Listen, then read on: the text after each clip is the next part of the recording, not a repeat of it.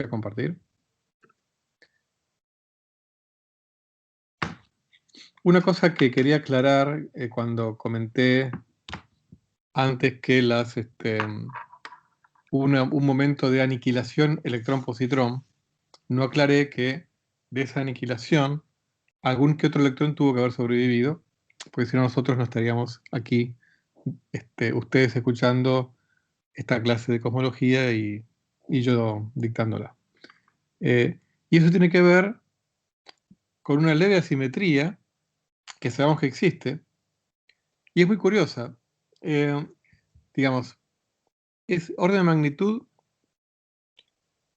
en la época en que se aniquilaron los electrones y protones, donde estaba todo muy caliente, ¿no? Estamos hablando del orden de, si lo recuerdan, era del orden de 10 a la 12 o 13, perdón, del orden de, sí, 10 a la 12 o 13 grados Kelvin.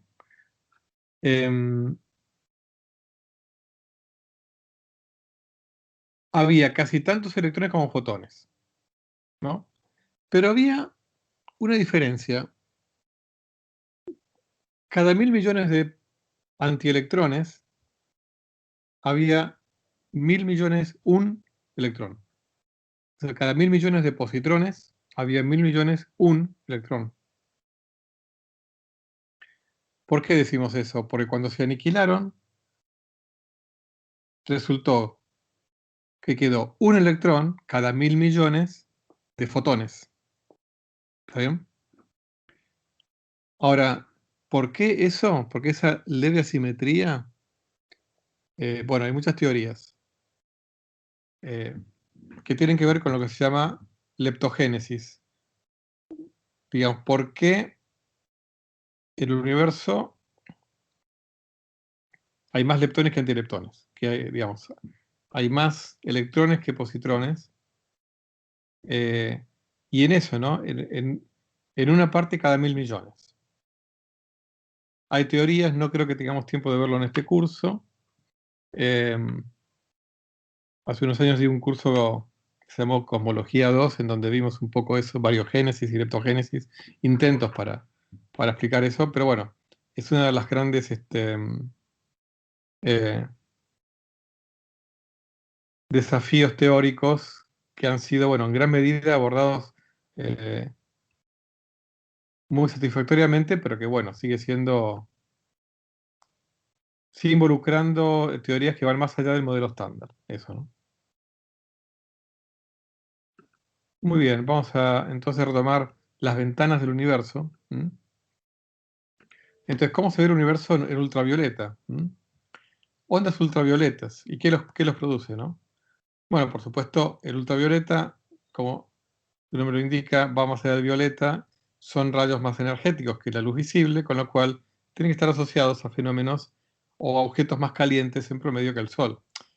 Aunque, por supuesto, que el Sol es una fuente importante, como todos ustedes saben, todos los que han ido a la playa lo saben, de radiación ultravioleta. Y generalmente los rayos ultravioletas son producidos por plasmas, como por ejemplo los que están en la atmósfera del Sol. Bueno, digamos, en la atmósfera del Sol hay varias capas que no vamos a entrar en eso porque estaría fuera del curso, digamos, la cromosfera, la zona de transición, la corona. La corona es una zona mucho más caliente que la cromosfera. Eh, pero bueno, justamente cuando hay tormentas solares se producen grandes aumentos de la radiación ultravioleta. Entonces, por un lado están la radiación ultravioleta del Sol y de cualquier estrella similar al Sol, ¿no? También, digamos, el Sol emite partículas, ¿no?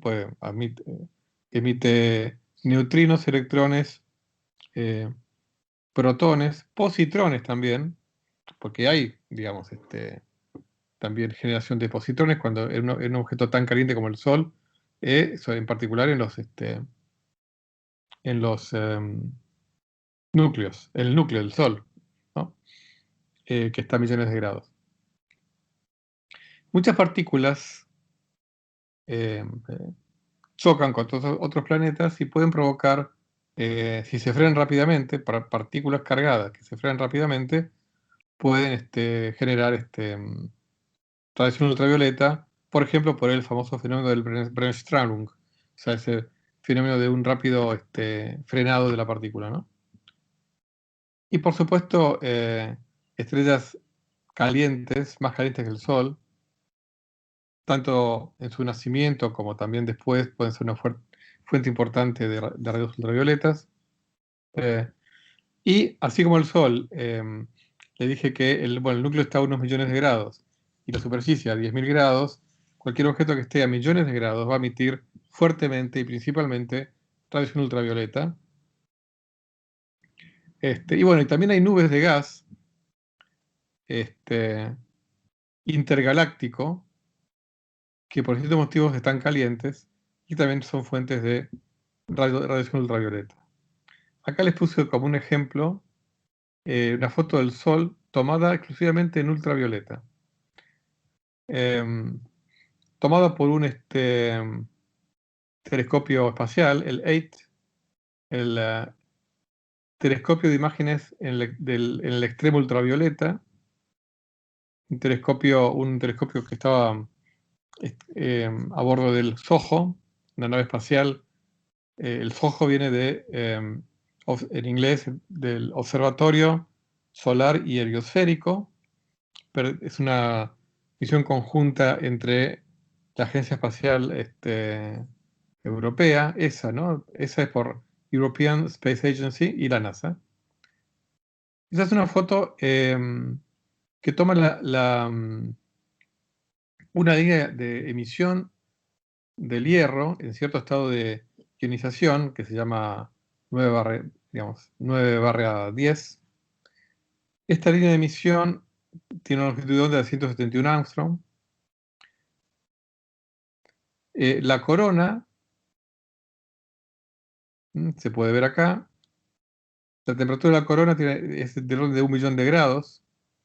Les comento como dato al margen que esta nave tiene 12 instrumentos de observación, entre los cuales está el 8, pero tiene 11 más. Muy bien. La ventana de rayos X, ¿no? La más extraña, ¿no? Son rayos más energéticos todavía que los ultravioleta, con lo cual involucra objetos más intensos en muchos sentidos, obviamente con temperaturas de muchos millones de grados. También el Sol emite rayos X, como les dije, por más que sea amarillo, que dicho sea de paso, el Sol es más tirando a blanco, o sea, alguien que esté en una nave espacial lo ve más blanco que amarillo. El amarillo se ve por la absorción de la franja azul, digamos, violeta de nuestra atmósfera, por la absorción, ¿no?, de esa franja. Afortunadamente, nuestra atmósfera es impermeable a los rayos X, con lo cual el universo de rayos X es una ventana reciente, digamos, los últimos 50 años, ¿no? Recién a partir de la década del 70, bueno, se pudo observar y se descubrieron un montón de fuentes en nuestra galaxia, cientos de hecho. La mayoría sistemas binarios, en los cuales uno de ellos es una estrella de neutrones, que está arrancando gas a la estrella vecina. Esta materia está cayendo, se produce un disco de acreción, hay campos magnéticos, fuertes aceleraciones, órbitas muy cerradas, calentamiento y por lo tanto emisión de rayos X. Es el disco de acreción caliente que emite rayos X. Las fuentes más intensas de rayos X, se cree que la mayoría de ellas, bueno, siempre ¿por qué sistemas binarios? Porque para que emita rayos X necesito que esté constantemente materia cayendo en el objeto compacto. Y eso ocurre en un sistema binario, donde el objeto compacto le está quitando materia a la otra estrella. Por eso todos estos objetos son sistemas binarios. Y les comento al margen, les comento que los sistemas binarios son mucho más comunes de lo que uno espera. Nosotros orbitamos un sistema no binario, o sea, que está el Sol nada más. Pero se cree, en realidad no se sabe a ciencia cierta qué porcentaje, pero un orden de, digamos, el porcentaje de estrellas que pertenecen a sistemas binarios sobre el total de estrellas no dista mucho de ser la mitad. O sea que son bastante importantes los sistemas binarios.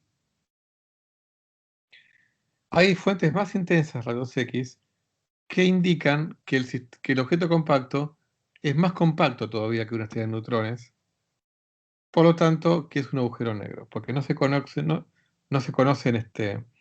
objetos que sean más compactos que una estrella de neutrones, eh, no se conocen que tengan una naturaleza em, que los pueda, digamos, que pueda prevenir su colapso. ¿M?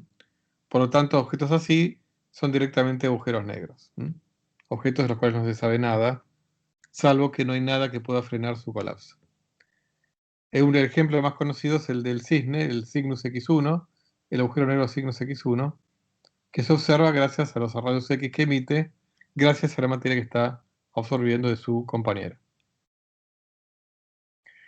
Y acá, hablando de agujero negro, acá está una imagen medio artística de Cygnus X1, que está a 6.000 años luz de distancia. Fue descubierta en 1964. ¿Por qué? Bueno, porque se lanzó un cohete suborbital llamado Aero-B con un detector de rayos X, un telescopio de rayos X, que lo pudo detectar. Es muy variable este objeto en rayos X muy intensos, o sea, con una energía del fotón, digamos, de más de 30 kV. Estamos hablando de una longitud de onda menor a 1 nanómetro. Hoy en día sabemos que este agujero negro tiene una masa de alrededor de 15 veces la masa del Sol. Como les dije, es un sistema binario. Este agujero negro orbita alrededor de una estrella supergigante azul llamada HDE 226.868. Esta estrella supergigante azul tiene una masa de alrededor de 19 masas solares y un radio de unas 17 veces el radio del Sol. Estos datos son no de la década del 60, sino más recientes, eh, del 2011. Acá que la referencia de un artículo en el Astrophysical Journal, que está acá, del 2011. Pero incluso hay chorros de materia que tienen muchos millones de kilómetros, o sea, desde varias unidades astronómicas. Unidad astronómica es una unidad que equivale a la distancia Tierra-Sol, aproximadamente 150 millones de kilómetros. Pero estos chorros de materia llegan a tener años luz. ¿Mm? O sea, estos chorros de materia colisionan con el medio interestelar, con el polvo, demás, y provocan un arco de emisión de luz visible también, por estos choques, estos frenados bruscos. O sea, realmente son fenómenos formidables, de difícil visualización, ¿no? Bueno, y finalmente los rayos gamma son los más energéticos de todos. El universo en sí es muy inestable en estas frecuencias porque en general son eventos muy traumáticos. Digamos, no, no hay el Sol no es una fuente constante de rayos gamma, o las estrellas normales no son. Entonces,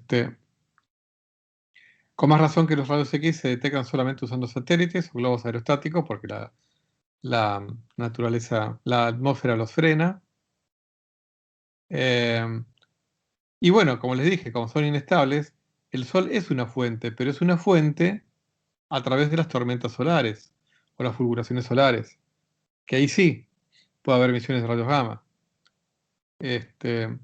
Bueno, los rayos cósmicos, que son rayos que vienen, como su nombre indica, de distintos lugares del cosmos, más allá de nuestro sistema solar,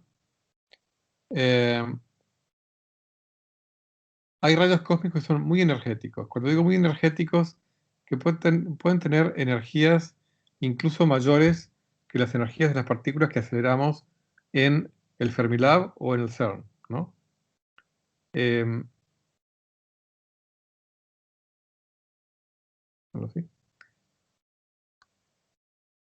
Cuando esos rayos cósmicos llegan y colisionan con nuestra atmósfera, pueden producir pares de fotones gamma.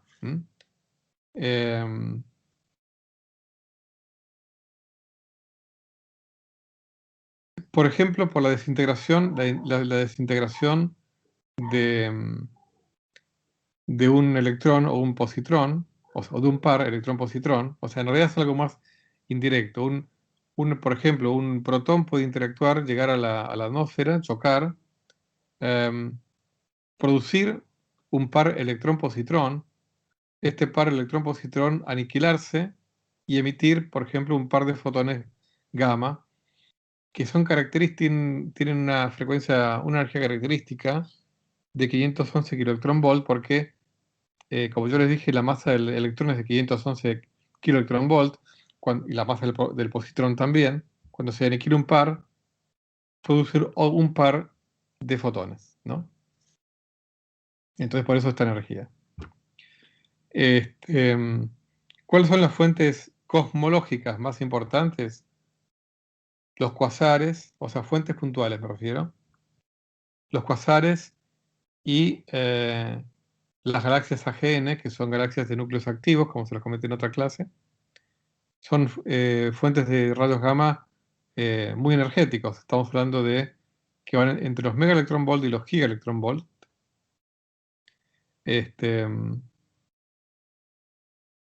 Acá, digamos, la fuente de esto puede ser el Brennstrahlung, o sea, el frenado de una partícula muy energética, cargada, la radiación de sincrotón, o sea, las órbitas en campos magnéticos fuertes, o la dispersión inversa Compton, en donde una partícula muy energética interactúa con un fotón no tan energético, pero en esa interacción el fotón adquiere mucha energía de la partícula con la cual interactuó y se transforma en un fotón gamma.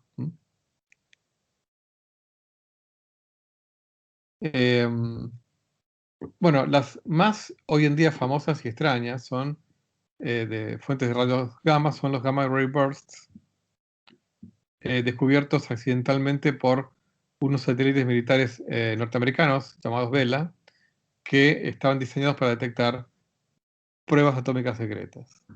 Bueno, fueron los primeros que detectaron estos eventos extraños.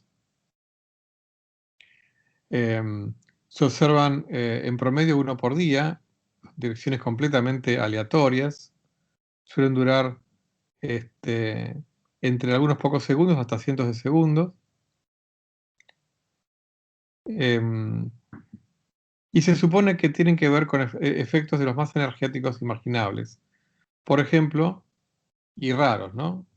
Y claro, al venir de direcciones aleatorias es porque son muy raros, con lo cual no ocurre muy seguido en nuestra galaxia, pero son muy energéticos.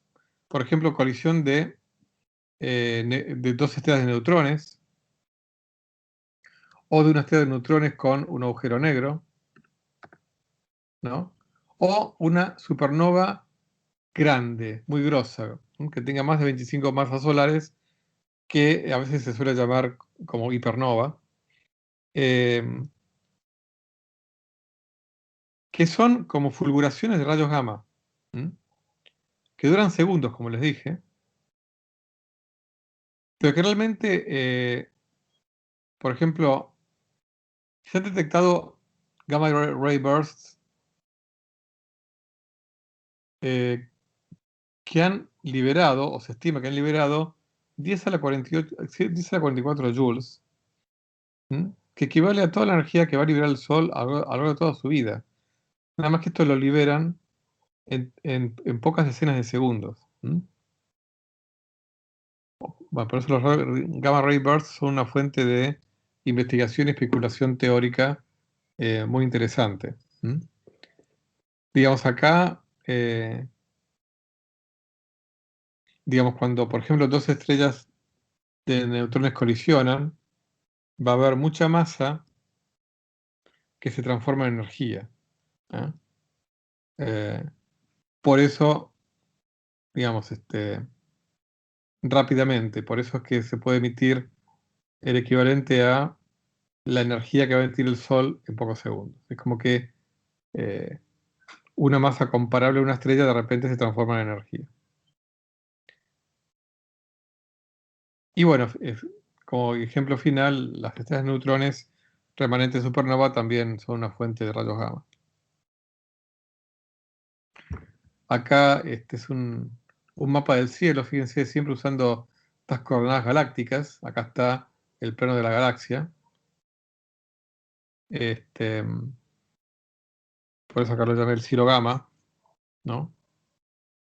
Son rayos gamma energéticos, o sea, con una energía mayor a 100 megaelectronvolt. Esta foto fue tomada por el instrumento EGRET a bordo del satélite CGRO, que fue un satélite que funcionó durante la década de 1990, un satélite de la NASA, a unos 450 kilómetros de altura. Estas siglas tienen que ver con, o sea, el instrumento EGRET significa telescopio del experimento de rayos gamma energéticos. Y el satélite era el observatorio de rayos gamma Compton, en honor a Compton, ¿no? Estos puntos, acuérdense que es el cielo, o sea, estos son coordenadas angulares, hay latitud y longitud galáctica, este es el plano de la galaxia. Estos puntos brillantes son pulsares. Perdón, me confundí. Los puntos brillantes que están por acá. Pero estos están acá, que están muy, muy fuera angularmente del plano de la galaxia. En su mayoría son cuasares con certeza, o bueno, en algunos casos se cree, depende si se asocia o no con imágenes de cuasares tomadas en otras bandas.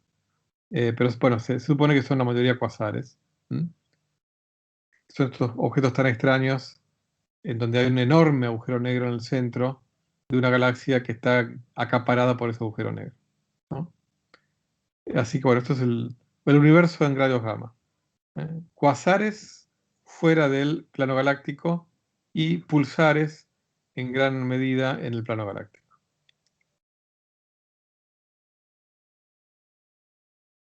Otra imagen en el universo gamma, esta imagen es más reciente, fue hecha por un telescopio espacial que sigue estando operativo, el Fermi Gamma Ray Space Telescope, FGST. Este estudio fue hecho a lo largo de 5 años, entre el 2009 y el 2013. El satélite está operativo desde el año 2008, está a unos 540 kilómetros de altura. Y esta es una imagen similar a esta, pero esta es una imagen de la década del 90, esta es una imagen de la década del 2010. Fíjense el aumento de la precisión. Nos recuerda el aumento de la precisión de los satélites destinados al fondo cósmico de radiación, ¿no? Fíjense, acá lo mismo, ¿no? Todos estos son cuasares, en su gran mayoría, y acá pulsares en el plano de la Vía Láctea. Una imagen muy bonita del universo. Acá, digamos, no hay distancias acá. Acuérdense, esto es la bóveda celeste en coordenadas tipo mapamundi, de latitud y longitud galácticas. Lo bueno de esto es que en cada una de estas ventanas, en promedio, cada 5 o 10 años, se lanza algún satélite con mucha mayor precisión que el anterior, ¿no? Realmente es muy notable. Acá otra imagen siempre dentro de lo que son los rayos gamma, pero aquí los gamma ray bursts. Esto es un mapamundi de los gamma ray bursts. Pues acá puse el cielo de los estallidos gamma.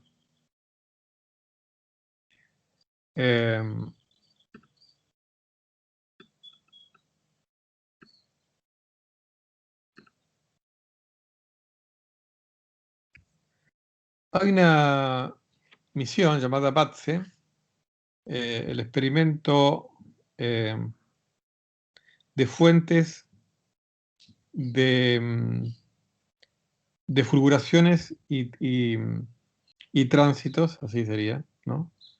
A bordo también ¿se acuerdan? El Compton Gamma Ray Observatory, dedicado a rayos de entre 20 y 600 kilo electronvolts. Lo notable de estos son gamma ray bursts detectados. Fíjense la isotropía de los gamma ray bursts. O sea que al menos, no al menos, sino en los gamma ray bursts no hay ninguna dirección privilegiada en el universo. Estos eventos tan raros que creemos que son, como les dije,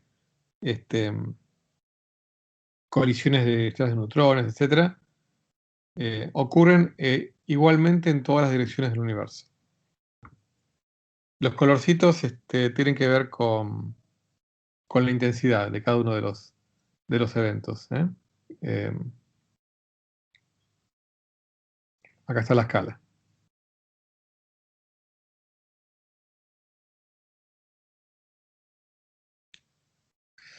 Bueno, cambiando un poquitito digamos, en esta, como les dije, en esta clase, como las otras que son de introducción semidivulgativa, esto es una simulación hecha ya hace ya unos años, hecha por Andrei Kravtsov de la Universidad de Chicago, en el Instituto Kavli para física cosmológica, Cosmological Physics.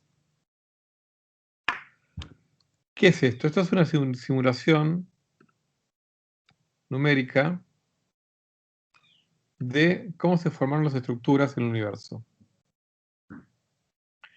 Comienza en z igual a 20 y pico, 24, 25. O sea, cuando el universo era 25 veces más chico que ahora. Esto es, digamos, unos pocos cientos de millones de años, o poco antes, incluso pocos 100 millones de años después del Big Bang o cosas por el estilo. Entonces, fíjense, arranca homogéneo y se van formando las estructuras que fíjense cómo terminan siendo filamentosas. Tal cual se ve hoy en día.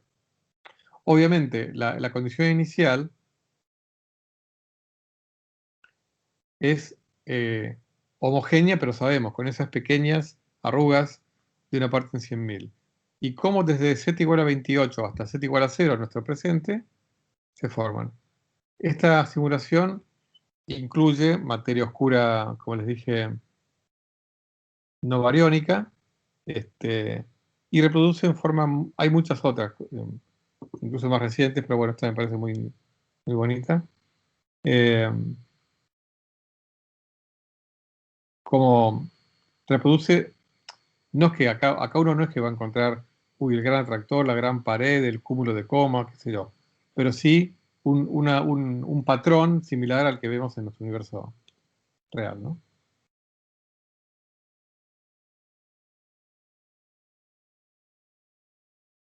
Y siempre dentro de este tema digamos, de esta breve introducción a entender cómo se forman obviamente, la simulación anterior lo que tiene son interacciones puramente gravitacionales, que son las que priman a estas escalas y que tiene que ser así, además.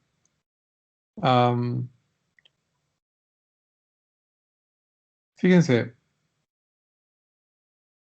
como les dije antes, las galaxias sabemos que tuvieron que haber crecido gravitacionalmente, o sea, formado a partir de pequeñas fluctuaciones. Eh, Entonces, fíjense, acá estos gráficos son gráficos de objetos típicos galácticos, una galaxia espiral, como la nuestra, y una galaxia elíptica, que es otro tipo de galaxia también muy importante y muy común en el universo. Estos serían una galaxia típica en la actualidad. Esta es una galaxia espiral 9.000 millones de años después del Big Bang, o sea, hace 5.000 millones de años. Y esta, una imagen de una galaxia elíptica. Esta, una imagen de hace casi 10.000 millones de años, tanto de galaxias espirales como de elípticas. Y esta, bueno, de las más lejanas, lo que pasa es que también ya se pierde mucho la precisión. Esta es una galaxia elíptica 2.000 millones de años después del Big Bang. Y esta es algo que, bueno, puede ser elíptica, espiral, perdón, 2.000 millones después del Big Bang, ¿no? Tomadas con el telescopio Hubble. Entonces, aquí es cuando están recién formaditas las galaxias, ¿eh? Todavía hay mucha materia eh, disponible para formar estrellas. Hay muchas estrellas que todavía no se formaron, ¿eh? Por ejemplo, el Sol no se formó, ni acá ni acá. Aquí el Sol está recién naciendo. Se formaron otras estrellas aquí, otras aquí, pero aquí todavía el Sol no se formó, ¿no? Este, co- em,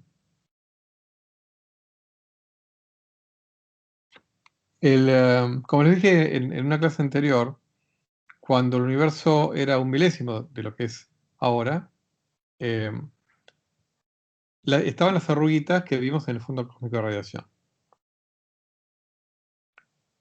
Ahora, en particular, la densidad de materia, ¿no? Esto es, digamos, algunos miles de años después de que la materia se hizo transparente.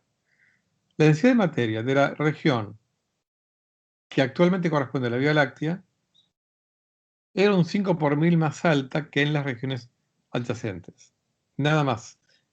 Digamos, la Vía Láctea, lo que era la Vía Láctea 500.000 años después del Big Bang, una especie de grumito apenas imperceptible de un medio por ciento más denso que las regiones adyacentes.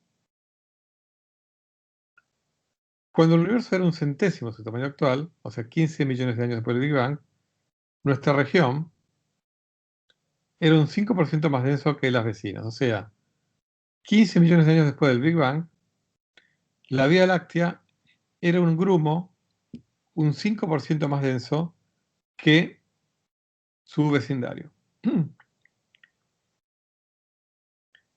Mientras que cuando el universo era un quinto de su tamaño actual, unos 1.200 millones de años después del Big Bang, nuestra región ya era el doble de densa que las regiones vecinas.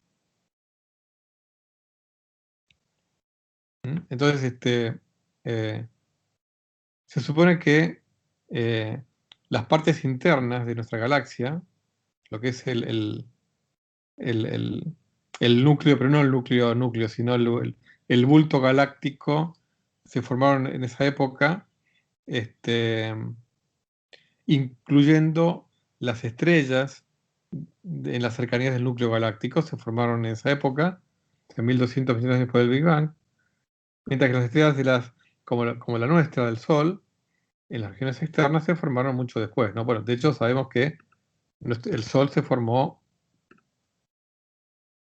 hace unos 5 millones de años, o sea, unos 8 o 9 millones de años después del Big Bang. ¿Mm? Este, pero ya digamos, en esta época, a pesar de que la galaxia como un todo sea el doble de densa que sus alrededores, ya igual había estrellas brillando, ¿eh? O sea que, eh, con lo cual significa que dentro de esa eh, joven Vía Láctea había regiones, obviamente, muchos miles de veces más densa que las regiones circundantes, pero a escalas, no a escalas de miles de años luz, sino a escalas de años luz.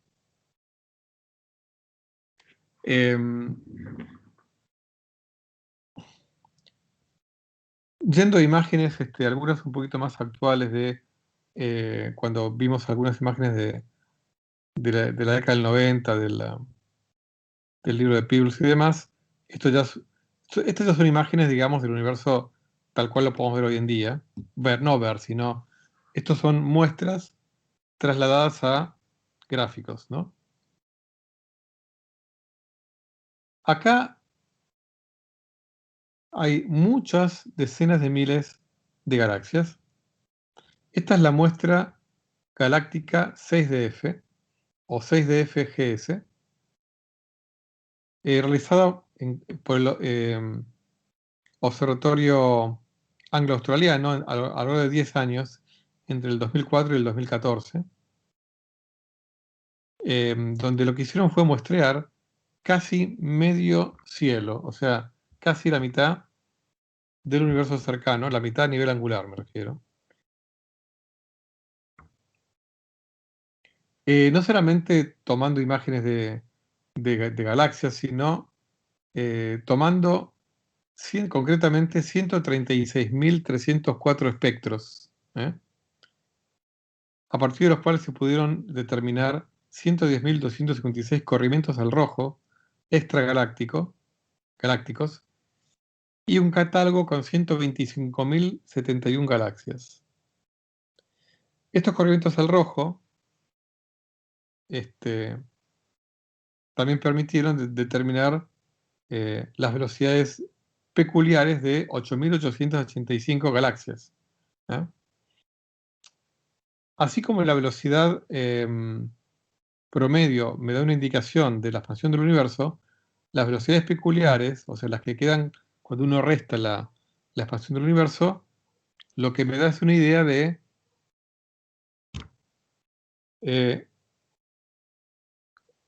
cuán gravitacionalmente ligadas están las galaxias y cuánta materia hay, a partir de lo que le comenté, el teorema del virial, que analizando las velocidades peculiares de cúmulos galácticos que han sido dinámicamente relajados, yo puedo estimar las masas viriales. Como les dije, esta es otra de las evidencias de que hay mucha más materia de la que se observa, ¿no? Estas velocidades peculiares de las galaxias en cúmulos galácticos. Muy bien, para tener una primer sabor de lo que es la teoría aplicada al universo como un todo, en la clase que viene vamos a ver algunas ecuaciones básicas, aunque ustedes no sepan todavía, o no recuerden algunos, o no sepan otros, las ecuaciones de la relatividad. Pero esto lo vamos a dejar para la próxima clase. Ahora dejo de grabar.